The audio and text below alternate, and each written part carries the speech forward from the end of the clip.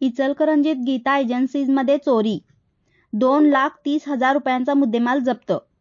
कोल्हापूर नाका येथील गीता एजन्सीज या गोपीकिशन तापडिया राहणार गांधी विकास नगर कबनूर यांच्या मालकीच्या दुकानाचे शटर अज्ञात 3 चोरट्यांनी तोडून दुकानात प्रवेश करून 1,60,000 रुपये रोख रक्कम चोरी केल्याची घटना घडली होती. या प्रकरणी गोपीकिशन तापडिया यांनी शिवाजीनगर पोलीस ठाण्यात तक्रार दाखल केली होती. गुन्हा दाखल झाल्यानंतर शिवाजीनगर पोलीस ठाण्याच्या गुन्हे शोध पथकाने घटनास्थळावरील सीसीटीव्ही फुटेजच्या आधारे तपास सुरू केला. दरम्यान बंडगरमाळ ते शाहूपुतळा रस्त्यावर संशयित ओंकार रुपेश भंडारे वय 19 राहणार आवळे हायस्कूल मागे कोरोची एका मोटरसायकलवर आढळून आला. तपासादरम्यान ओंकार भंडारे याने गीता एजन्सीसह एक मोबाईल शॉपी व पान शॉप अशा 3 ठिकाणी चोरी केल्याची कबुली दिली.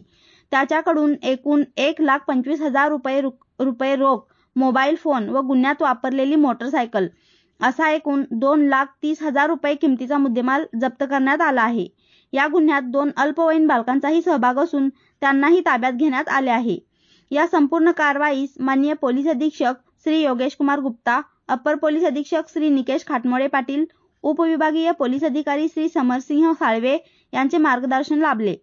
ही कारवाई पोलीस निरीक्षक सचिन पाटील, सहाय्यक पोलीस निरीक्षक विजय गोडसे, पोलीस उपनिरीक्षक संभाजी भोसकर, सहाय्यक फौजदार रावसाहेब कसेकर, पोलीस अंमलदार सुनील बाईत, सतीश कुंभार, पवन गुरव, विजय माळवदे, अरविंद माने, मोहसिन पठाण, अविनाश भोसले व सद्दाम संधी यांच्या पथकाने केली.